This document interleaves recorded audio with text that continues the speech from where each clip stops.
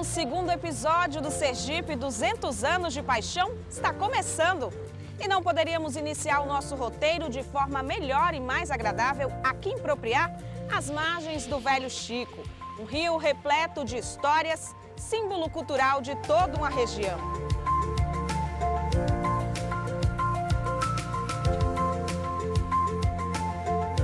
Hoje, Propriá é a principal cidade da região do Baixo São Francisco Sergipano.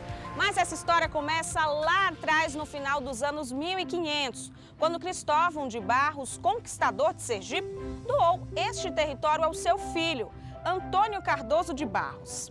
Após a morte de Cardoso de Barros, sua viúva repassou as terras ao genro, Pedro Abreu de Lima, que, por sua vez, repartiu as terras entre seus filhos e grupos que representavam as ordens jesuíta e carmelita da Igreja Católica. Assim que virou povoação, seu primeiro nome foi Urubu de Baixo. Exótico, né? Bom, mas as coisas prosperavam tanto em Urubu de Baixo que logo ela foi elevada ao status de freguesia, tornando-se a freguesia de Santo Antônio do Urubu de Baixo, que anos depois virou vila e que, segundo relatos de alguns historiadores, passou a ser chamada naturalmente pela população local de Propriá. O seu José Alberto Amorim é historiador e ele vai nos contar um pouco mais sobre a formação de Propriá e a sua influência no desenvolvimento desta região. Desde 1820, com a emancipação política de Sergipe, da Bahia, Propriá já era independente em 1718 de Vila Nova del Rei, hoje Neópolis, região de Neópolis. Em 1802, Propriá passa a ser vila e há um desenvolvimento da cidade, porque Propriá começou lá no Morro do Urubu e o morro não tinha porto. Aqui, próximo de nós, é um porto, então aqui era conhecido como Urubu de Baixo, lá Urubu de Cima. E aqui terras férteis, onde o centro comercial, hoje onde tem bancos e o comércio central de Propriá, era uma lagoa, Lagoa de João Bahia. E aí vai esse desenvolvimento progressista, a Propriá progressista, chega a ser a segunda economia do estado, só perdendo para Aracaju. Tanto que no Baixo São Francisco detinha 57% das vendas do atacado, em todo o Baixo São Francisco. Então Propriá tinha fábrica de tecidos, fábrica de móveis, fábrica de bebidas, fábrica de refrigerantes, fábrica de doces. E Propriá, no início, quando ele chega lá depois, em 1802, ele detém 40 léguas de comprimento, de extensão territorial. Converge para Propriá hoje praticamente o Baixo São Francisco, no mínimo 14 cidades, entre Sergipe e Alagoas, 14 a 18 cidades convergem para Propriá. Propriá tem polos de universidades, Propriá tem escolas de ensino médio, de ensino fundamental e um grande comércio. É o que sustenta hoje a economia de Propriá. Para além da história, Propriá reserva experiências que quem vem aqui não pode perder, como experimentar os maravilhosos doces que são produzidos na cidade. Venha comigo ver de perto essas maravilhas. E pode deixar que hoje eu experimento por mim e por você.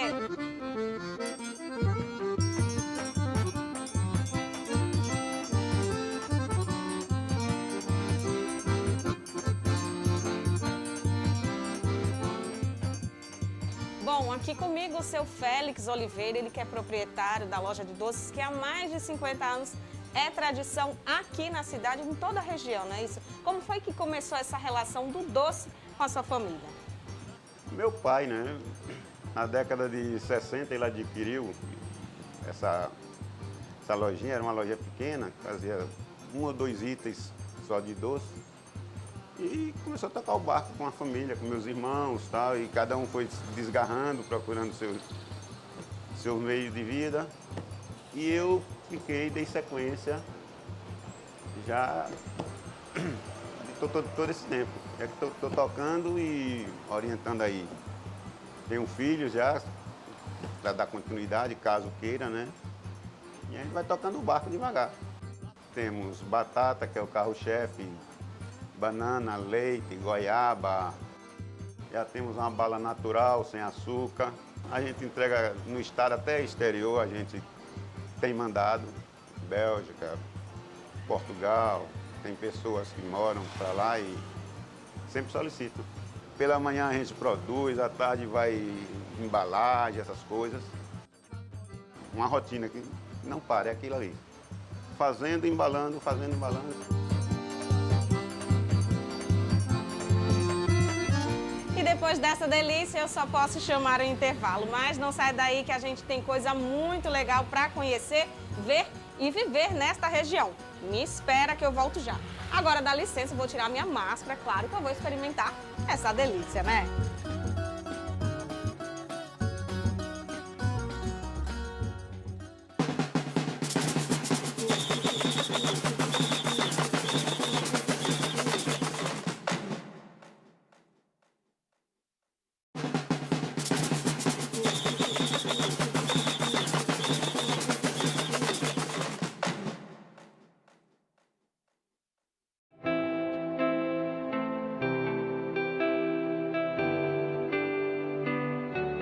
Voltamos! E nesta nossa passagem pela região do Baixo São Francisco, eu não poderia deixar de visitar Santana do São Francisco.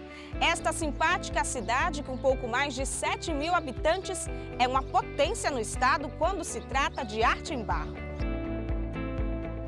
Estima-se que pelo menos 70% da população santanense tem alguma relação econômica com a produção ou venda dos artesanatos fabricados nas olarias da cidade. É uma cultura que passa de pai para filho, abraçando gerações e fomentando a vida financeira da cidade. Aqui está a principal matéria-prima do artesanato da cidade, o barro. Dele se faz vasos, filtros, arranjos ornamentais, esculturas e muitos outros tipos de peças. A tradição da cidade é tão forte neste segmento que alguns produtores romperam a barreira do fazer artesanato e se tornaram artistas notáveis, sendo reconhecidos dentro e fora da cidade pela beleza das suas peças, como é o caso do seu Agnaldo Santos. Eu queria saber, há quanto tempo o senhor já está nesse segmento, seu Agnaldo? Eu trabalho desde 15 anos de idade e meu pai não queria que eu aprendesse essa arte. Porque você vai ter que estudar e muita coisa. Aí o que eu fazia? Por conta da vontade dele, quando ele saía para almoçar, eu chegava cá onde eu estou trabalhando hoje, ficava marinando, e fui até que aprendi. Hoje eu faço qualquer tipo de peça. Depois que eu aprendi, meu pai me deu valor. Ah, pai, tá certo. Eu digo, você não queria, né? Nós somos 12 irmãos com meu pai. Batalhava muito, ainda hoje batalha, para que a gente. Aí o que ele fazia? Para diminuir a carga dele, eu fazia as peças, vendia e comprava roupa para os meus irmãos. Vestia eu e meus irmãos, que ele não tem condições de manter nós tudinho, né? Nós já ficando rapaz já, todo mundo. Aí a gente... Eu tenho um rapaz daqui que ainda é vivo ainda. Foi o primeiro comprador meu, das minhas peças, no chamado São Pedro Barbeiro. Aí ele fazia o quê? Nós trocava uma parte por pano para meus irmãos e outra em dinheiro. E graças a Deus hoje eu faço qualquer tipo de peça, qualquer um. Do artesanato eu tiro o meu pão, sustento minha família, né? E adquiro mais algumas coisas. É a gente trabalhar, né? Eu tenho orgulho da arte que eu tenho hoje. Que meu pai hoje está com 75 anos. Hoje, praticamente, ele já está quase largando do trabalho. E eu estou mantendo a Índia, né? Eu tenho um neto também que vem me ajudar, meu neto. Aí já eu sou o contrário, né? Eu sempre digo a ele, ó, estude. E quando quiser aprender aqui, pode vir.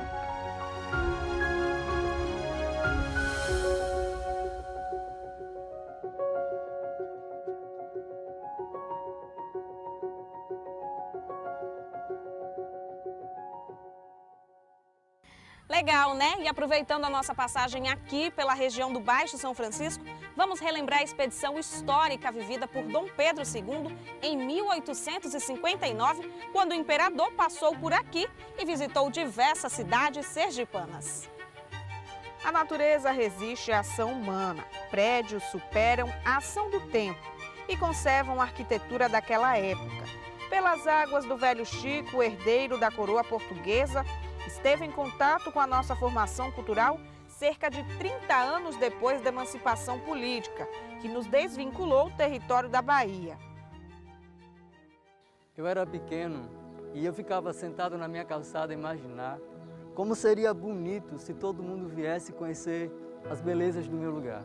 Hoje eu cresci, sou adulto e diante de todas as dificuldades eu luto e minha voz não há de calar. Mesmo franzino, eu sou valente, grito para o mundo sem medo, digo contente, eu amo a minha terra, amo minhas origens, eu amo a minha gente. E lá em 1859, o imperador decide conhecer justamente as belezas do Rio São Francisco. E então ele pega a sua embarcação e começa a navegar nessa história. Uma história fantástica, surpreendente. Todos nós sabemos que ele tinha um desejo de conhecer a Cachoeira de Paulo Afonso, na Bahia. Para isso, tinha que passar pelas nossas terras. E com grande alegria, ele foi recebido no dia 14 de outubro de 1859, lá na Vila Nova do São Francisco, hoje a cidade de Neópolis. E naquela época, por volta das 14h30, ele atraca o navio Pirajara e já existia ali naquela vila um povo acolhedor, que o levou até a igreja Nossa Senhora do Rosário, celebraram uma missa em homenagem a ele e depois algumas piedosas mulheres chegaram próximas e foram pedir uma ajuda para a reconstrução da igreja. Ele, muito bondoso, tirou então muitos denários, 300 denários naquela época, e entregou para as senhoras, que não deu somente para consertar o telhado da igreja, mas a reforma inteira. Depois ele deixa a cidade, aliás, a Vila Nova do São Francisco, e vai até a cidade de Penedo, Alagoas, onde também encontrou ali um povo muito festeiro e acolhedor. Foi justamente no dia 14 de outubro, lá em Penedo, Alagoas, que o imperador participou de um baile imperial. Você sabia que lá até hoje existe o Museu do Paço Imperial por conta da passagem do imperador Dom Pedro II por nossas terras, pelas margens do Rio São Francisco. Que história incrível, né? E que legado! Mas a nossa viagem não para por aqui. Ainda tem muita coisa para a gente ver e viver aqui na região. Não saia daí, eu volto já.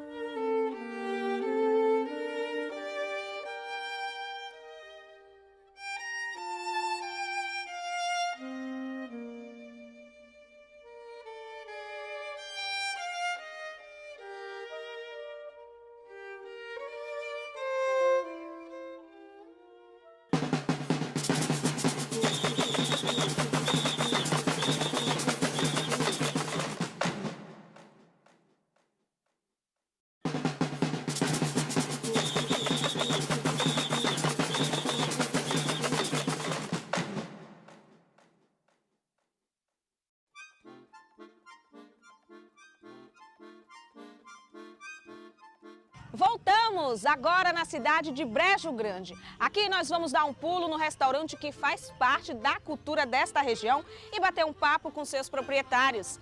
Quem sabe eles não fazem um prato daqueles para a gente levar. Vem comigo!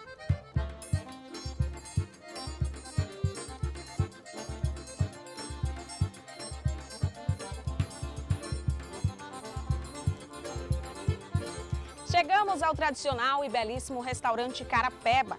Vem cá, olha esta vista do rio, é de encher os olhos. E para encher a barriga, aqui tem uns pratos à base de frutos do mar que são um espetáculo. A comida regional, em geral, também é um carro-chefe da casa. Bom, eu já falei demais, eu vou pedir para a dona Jojó Tenório, ela que é gerente aqui do Carapeba, para contar um pouquinho sobre a história do restaurante. O restaurante Carapeba, ele surgiu com a vontade de um empresário que é da região e fazer uma obra aqui na sua cidade. em fazer um empreendimento aqui na sua cidade, que gerasse emprego, que ajudasse a população da cidade. Então, hoje nós temos 11 anos de funcionamento, temos passeios de catamarã.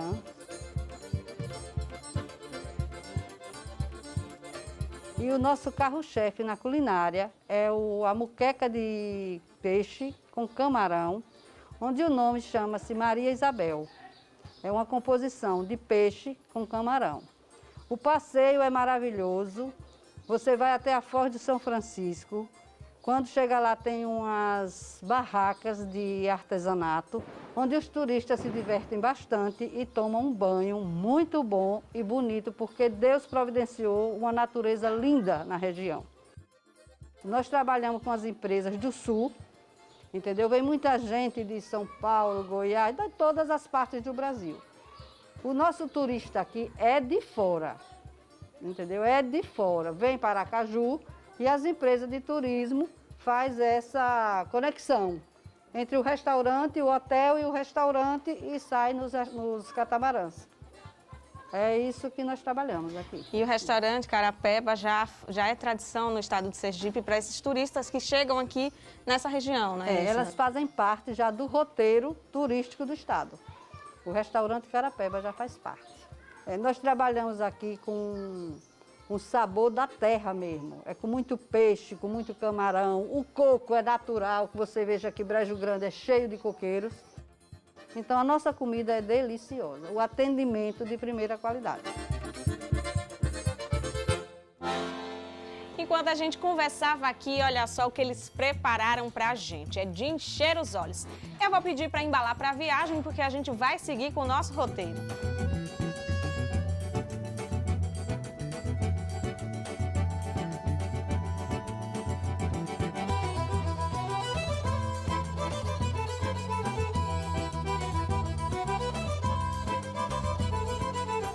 Passar por Brejo Grande e não visitar a Foz do Rio São Francisco é como ir ao Rio de Janeiro e não dar um pulo onde fica o Cristo Redentor. O passeio com destino ao povoado Cabeço é belíssimo e super indicado para quem nasceu em Sergipe e também para quem vem de fora. Quando o turismo for retomado, vale super a pena dar um pulo aqui. A vista é linda. Dunas e coqueiros formam um cenário paradisíaco. Sem contar o impacto que é ver o momento em que um dos principais rios do país se encontra com o mar. De um lado, Sergipe, do outro, Alagoas. No meio, o abraço do Rio São Francisco no Oceano Atlântico. Um verdadeiro calmante natural, mas já está na hora da gente voltar. Vamos nessa que a gente ainda tem muito lugar bonito para conhecer.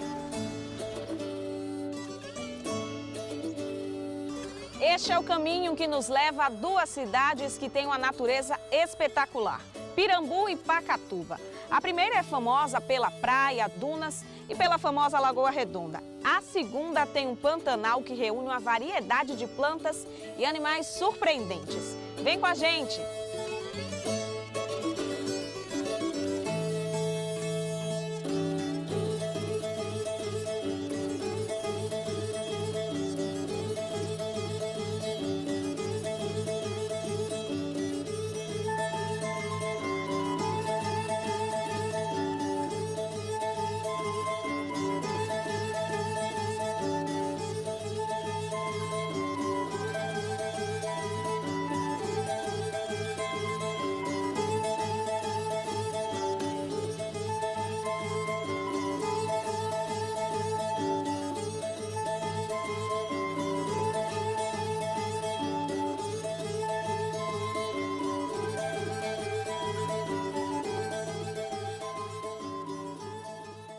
Aqui em Pirambu, além de tudo isso que a gente já falou, está a Reserva Biológica de Santa Isabel. Unidade Nacional de Conservação que se destaca principalmente pelo seu trabalho de preservação de tartarugas marinhas.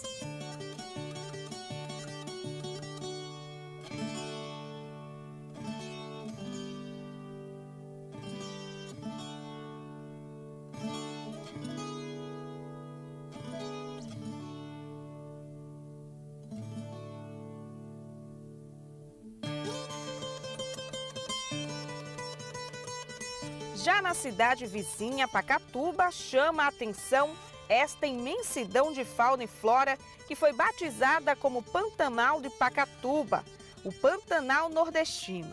São mais de 40 quilômetros quadrados de área verde, com pântanos, manguezais, dunas, mar e Mata Atlântica. Aqui comigo está o Francisco Pereira, ele que é guia aqui desta região e vai falar um pouquinho para a gente o potencial que o Pantanal tem. Pronto, como vocês estão vendo, vocês estão aqui no Pantanal Nordestino, a 116 quilômetros de Aracaju, deságua aqui em Pacatuba. Subindo aqui esse rio, nós temos 40 quilômetros de maré navegável, aonde formado por 36 lagoas, e descendo aqui a gente deságua no Morro do Urubu, no povoado do Betume, pertencente a Neópolis.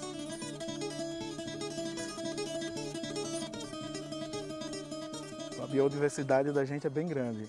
Nós temos praia de Ponta dos Mangues, Boca da Barra,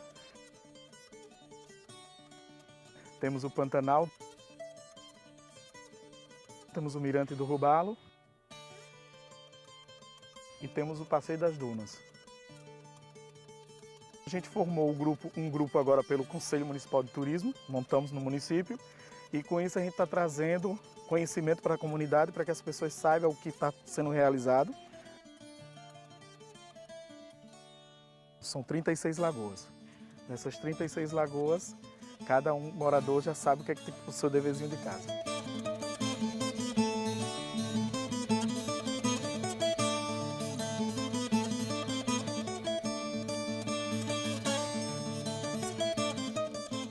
E o Sergipe 200 anos de paixão vai ficando por aqui. Fique agora com mais algumas imagens incríveis da região.